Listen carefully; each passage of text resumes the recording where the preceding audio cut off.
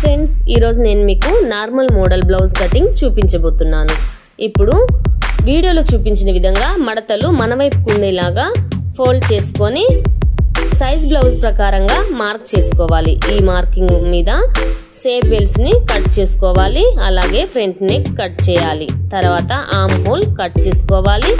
Arm whole front భాగంలో లోతు cut చేసుకోవాలి. ఇప్పుడు బుక్స్ల పట్టి కాజల పట్టి వేయడం కోసం గ్యాప్ కట్ చేసుకోవాలి.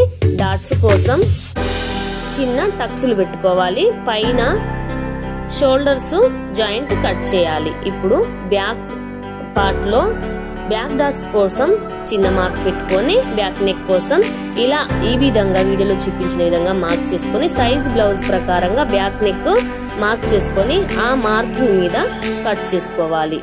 ఇప్పుడు back neck front neck ready అయిపోయింది. ఇప్పుడు మిగిలిన ఎక్స్ట్రా క్లాత్ లో లోపల షేప్ బెల్ట్ లు కట్ చేసుకోవాలి.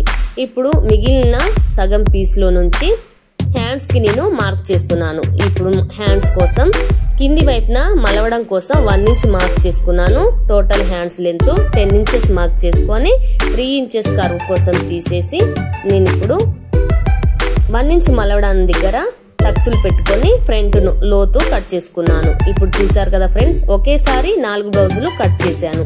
వీడియో నచ్చితే లైక్ చేయండి, షేర్ చేయండి, ప్లీజ్ సబ్స్క్రైబ్ చేసుకోండి. Thank you so much.